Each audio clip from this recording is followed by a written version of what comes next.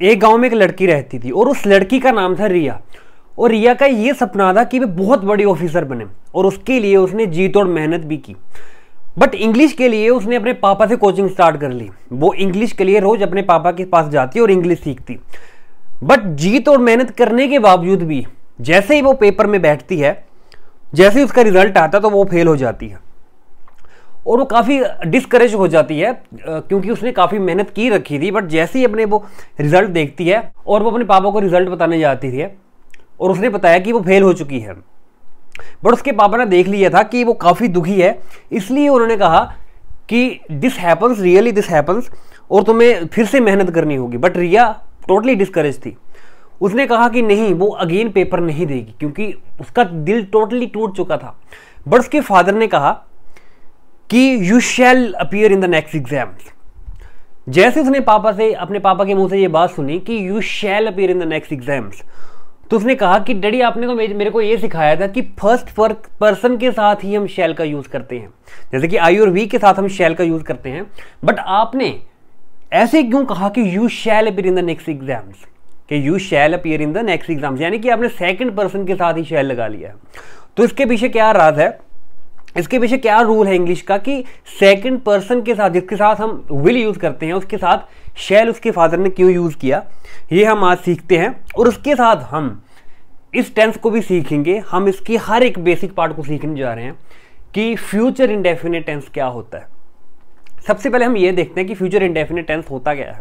और रिया के जो फादर ने विल की जगह शैल का यूज किया, उसके पीछे क्या एक्सेप्शन है, क्या रूल है, ये भी हम आज देखेंगे। तो सबसे पहले हम ये देखते हैं कि जब हम हिंदी में कहते हैं कि किसी सेंटेंस के पीछे गा, गे, गी लगता है तो वो फ्यूचर इंडेफिनिट टेंस हो जाता है। जैसे कि कोई बात फ्यूचर में हो रही है, जैसे कि तुम जाओगे, तुम खाओगे, वो जाएगा, वो खाएगा, वो पेपर में बैठेगा, तुम जाओगे, तुम ये करोगे, तो इनके सामने गा, गी या गे लास्ट में लगता है। तो ये सारे कौन से टेंस में आते हैं, फ्यूचर इंडेफिनिट टेंस में। तो सबसे पहले इसका रूल देख लेते हैं। सबसे पहले हमने लगाना होता है सब्जेक्ट। हमने क्या लगाना होता है, सब्जेक्ट। सब्जेक्ट यानी कि जिसके बारे में बात हो रही है। और उसके बाद हमने विल या शैल का यूज करना होता है। अब विल किसके साथ लगना है, हम यहां ये देख रहे हैं कि विल हम सेकंड पर्सन के साथ लगा रहे हैं, बट रिया के फादर ने सेकंड पर्सन के लिए शैल का यूज किया था। क्यों किया था ये हम आगे देखेंगे। शैल यूजुअली फर्स्ट पर्सन के साथ लगता है और विल सेकंड पर्सन या थर्ड पर्सन के साथ लगता है। और उसके बाद वर्ब की फर्स्ट फॉर्म लगती है। वर्ब की फर्स्ट फॉर्म यानी कि जो काम हुआ है, जो काम होगा। ऑब्जेक्ट क्या है, जिसके ऊपर कोई काम होगा।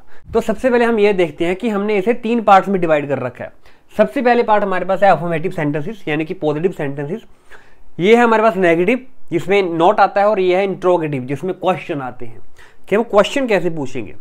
सबसे पहले मैंने ये कहना है कि आई शैल प्ले हॉकी टुडे, कि मैं आज हॉकी खेलूंगा, कि आज मैं हॉकी खेलूंगा।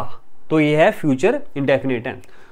तो मैं सब्जेक्ट कौन सा है, मैं, आई फर्स्ट पर्सन, क्योंकि आई फर्स्ट पर्सन है।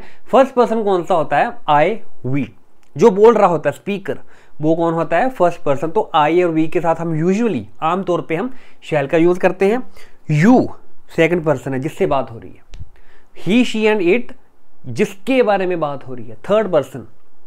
तो वो हमारे पास क्या हो जाते हैं, थर्ड पर्सन। जैसे कि he, she and it and they का भी उसमें यूज आ जाता है। उनके साथ हम फर्स्ट पर्सन के साथ हम शैल का यूज करेंगे आमतौर पे। जैसे कि हमने लगाया है कि आई शैल क्या करूंगा, खेलूंगा। तो प्ले, आई शैल प्ले, क्या प्ले करूंगा।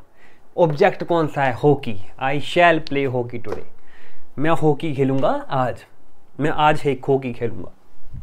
इसका नेगेटिव बनाना है कि मैं आज हॉकी नहीं खेलूंगा। इसमें डिक्लेयर किया जा रहा है कि I not play hockey today, तो I shall not play hockey today. Just हमने विल या शैल के साथ नॉट लगा देना होता है। I shall not play hockey today. अब इंट्रोगेटिव सेंटेंस में क्या होगा, जिसमें हम प्रश्न पूछेंगे। जस्ट हमने विल एंड शैल को सेंटेंस के आगे रखना होता है। तो शैल आई प्ले हॉकी टुडे, क्या मैं आज हॉकी खेलूंगा। तो ये हमारे पास 3 सेंटेंसेस है। अब नेक्स्ट हमारे पास है कि हम कल दिल्ली जाएंगे, कि कल हम दिल्ली जाएंगे। हम को क्या कहेंगे, हम यानी कि हम है फर्स्ट पर्सन है और बहुत सारे हैं, उसके लिए हम वी का यूज़ करेंगे। तो वी फर्स्ट पर्सन है, इसलिए हमने शैल का यूज़ किया। तो we shall go to Delhi tomorrow, हम कहाँ जाएंगे? Delhi. We shall go to Delhi tomorrow, हम कल दिल्ली को जाएंगे। तो नेगेटिव बनाने के लिए हमने शैल के साथ नॉट लगा देना है। तो we shall not go to Delhi tomorrow, हम कल दिल्ली नहीं जाएंगे। We shall not go to Delhi tomorrow. Shall we go to Delhi tomorrow, हमने विल या शैल को सेंटेंस के आगे रखा है यहाँ। तो shall we go to Delhi tomorrow. Next है हमारे पास कि वो टेस्ट क्लियर कर देगा, कि वो टेस्ट क्लियर कर देगा। तो किसके बारे में बात हो रही है? उसके बारे में। ही विल, क्योंकि थर्ड पर्सन है इसीलिए हमने सेकंड या थर्ड पर्सन के साथ क्या लगाना होता है? विल का यूज करना होता है। तो ही विल क्रैक, क्रैक यानी कि कर देगा, क्लियर कर देगा। क्रैक क्या करेगा? क्या क्रैक करेगा? टेस्ट को। तो ऑब्जेक्ट कौन सा है इसमें? Test. He will crack the test, वो टेस्ट को क्लियर कर देगा, क्रैक कर देगा। वो टेस्ट को क्रैक नहीं करेगा। विल के साथ हमने नेगेटिव क्रिएट करना है, नेगेटिव लगा देना है। तो he will not crack the test, वो टेस्ट को क्रैक नहीं करेगा। Will he crack the test, क्या वो टेस्ट को क्रैक करेगा? A question is being asked over here कि क्या वो टेस्ट को क्रैक करेगा? Will he crack the test? It will rain today, आज रेन होगी। यहां हमने इट विल, इस तरह इट एंड देयर का के लिए हमने अलग से वीडियो बना रखी है कि इसको कैसे यूज किया जा सकता है, वो उसकी डिस्क्रिप्शन बॉक्स में मैं लिंक डाल दूंगा। इट विल रेन टुडे, आज रेन होगी। It will rain today, it will not rain today. It भी हमारे पास क्या है? थर्ड पर्सन है। विल इट रेन टुडे, क्या आज रेन होगी? तो हमने क्वेश्चन पूछने के लिए विल एंड शैल को हम आगे लेके आते हैं। ही विल बी बिजी नाउ, अब ये देखिए हम हमेशा फ्यूचर के लिए ही, जस्ट फ्यूचर बताने के लिए ही विल शैल का यूज नहीं करते हैं। कभी कभी हम विल शैल का यूज तब यूज करते हैं हम जब हमने किसी तरह की हम संभावना को बता रहे होते हैं कि ऐसा होगा, हो सकता है कि ऐसा होगा, it is possible. He will be busy now, जैसे कि आप किसी से मिलने जा रहे हो और आप मन में सोचते हो कि यार ही विल बी बिजी नाउ, वो बिजी होगा। इट डज नॉट मीन कि आप फ्यूचर के बारे में बात कर रहे हैं, आप जस्ट अजम्पशन लगा रहे हैं कि वो इस टाइम बिजी होंगे। तो आप कहेंगे कि यार वो बिजी होगा, वो बिजी होगा। प्रेजेंट में भी विल का यूज हो रहा है जब आप प्रोबेबिलिटी के बारे में बात कर रहे होते कि यार वो बिजी होगा, मैं कल जाऊंगा। तो he will be busy now. वी का यूज कब क्यों हो रहा है? यहाँ वी एक वर्ब की तरह यहाँ रोल अपना प्ले कर रहा है। वी यहाँ क्या है? वी का मीनिंग होता है होना। वो होगा बिजी नाउ, वो अब बिजी होगा। ही will not be busy now, he will not be busy now. Will not की जगह हम एक छोटी कॉन्ट्रैक्शन यूज कर सकते हैं, जैसे कि वॉन्ट। तो ही वॉन्ट बी बिजी नाउ, हम विल नॉट की जगह क्या यूज कर सकते हैं? Want. He will not be busy tomorrow, busy now. तो जब हम चीज़ों को छोटा कर देते हैं, जब हम वर्ड्स को छोटा कर देते हैं तो हम उनको कॉन्ट्रैक्शन कहते हैं। उस पर भी हमने एक अलग से वीडियो बना रखी है, वो आप इस वीडियो को देखने के बाद वो जाकर देख सकते हैं। Will he be busy now, क्या वो अब बिजी होगा? If you heat water it will boil, अगर तुम वाटर को हीट करते हो। इफ ये प्रेजेंट, ये सिंपल प्रेजेंट में सेंटेंस है कि अगर तुम वाटर को हीट कर देते हो तो इट विल बॉयल, ये बॉयल करेगा। If you heat the water, if you heat water it will not boil, अगर तुम वाटर को हीट करोगे तो ये बॉयल नहीं करेगा। If you heat water will it boil, अगर तुम पानी को हीट कर देते हो क्या ये बॉयल करेगा? तो इसमें यह बताया जा रहा है कि अगर एक चीज हो रही है कि क्या दूसरी होगी। I will pass the test this time, I will pass the test this time.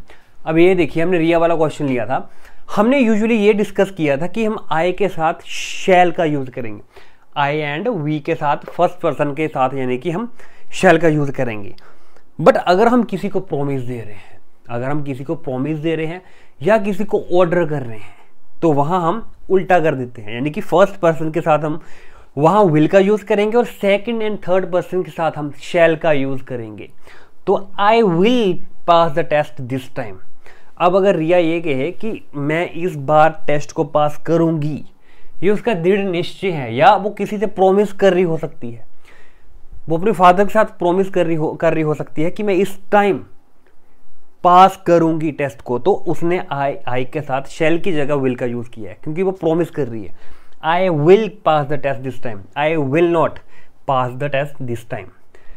I won't pass the test this time भी यूज कर सकते हैं। Will I pass the test this time, क्या मैं इस टाइम, इस बार टेस्ट को clear करूंगी। अब उसके फादर ने क्या कहा था कि you shall appear in the next exam, you shall appear in the next exam. You के साथ यूजुअली विल लगता है, बट क्योंकि वो कमांड दे रहे हैं, उसको ऑर्डर कर रहे हैं रिया को कि तुम नेक्स्ट एग्जाम में अपीयर होगी, तो इसीलिए उस कमांड के लिए, उस ऑर्डर के लिए को बताने के लिए, उसको एम्फसाइज करने के लिए, उस बात पर जोर देने के लिए वो विल की जगह शैल का यूज कर रहे हैं। तो you shall appear in the next, you shall appear in the next exams. तो आज हमने फ्यूचर इंडेफिनिट टेंस के सभी रूल्स को कवर कर लिया है। अगर इसके बावजूद भी आपको कोई डाउट है तो you can comment below your doubts. और इस सीरीज को आपको लगातार देखना होगा। अगर आपको जैसे ये रैंडमली वीडियो मिली तो I would suggest you to go back to the first video and watch it again, और फर्स्ट वीडियो से देखना शुरू कीजिए। इस कोर्स को आप अपने रिलेटिव्स के साथ शेयर कर सकते हैं। चैनल को सब्सक्राइब नहीं किया, सब्सक्राइब कर लीजिए। वीडियो को लाइक करना ना भूलिए। Thanks for watching the video.